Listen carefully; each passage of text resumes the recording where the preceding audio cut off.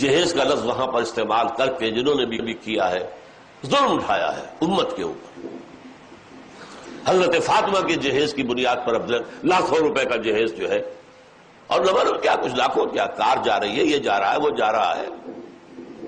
ایک کروڑ پتی کے گھر سے نکل کر ایک دوسرے کروڑ پتی کے گھر میں جا رہی ہے تو کروڑوں لے کر جا رہی ہے. حضرت فاطمہ کے جہیز کی حقیقت کیا تھی یہ سمجھ لیجیے. جب شادی کا وقت آیا ہے تو حضور نے حضرت علی کو بلایا، پوچھا علی تمہارے پاس کچھ مہر دینے کے لیے کچھ پیسے ہیں؟ عرض کیا حضور میرے پاس کچھ نہیں ہے. پھر کہہ رہا ہوں میں وہ فقراء صحابہ میں سے تھے، جیسے ابو الدرداء تھے، سلمان فارسی تھے، ابو ذر غفاری تھے. یہ فقراء صحابہ ہیں، درویش منش. حضور نے کہا تمہارے پاس وہ ایک زرہ ہوتی تھی. کہ جی ہاں زرہ تو ہے.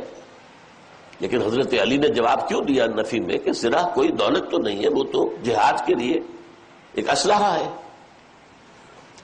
فرمایا جاؤ اسے بیچو یا گروی رکھو اور قرض لے کر آؤ. اس لیے کہ بہرحال مہر تو شرط ہے، مہر تو دینا. وہ گئے اپنی زرہ لے کر بازار میں. حضرت عثمان نے 30 درہم میں خرید لی. اور عجیب بات دیکھیے، چند دنوں کے بعد وہ ہدیتاً واپس کر دی. اس وقت خرید لی کہ اگر میں یہ کہوں گا کہ نہیں یہ رہنے دو، میں تمہیں پیسے دیتا ہوں، تو حضرت علی کی عزت نفس کو ٹھیس پہنچتی ہے کہ یہ مجھے خیرات دے رہے ہیں. اس وقت خریدی ہے 30 درہم میں، پھر ہدیتاً بعد میں پیش کر دی. وہ پیسے لا کر حضرت علی نے رکھ دیے حضور کے سامنے. اس میں سے کچھ آپ نے اندر بھجوا دیے دلہن کو تیار کرنے کے لیے، کوئی اس کا اچھا لباس، کوئی خوشبو، کوئی چیز تو ہو.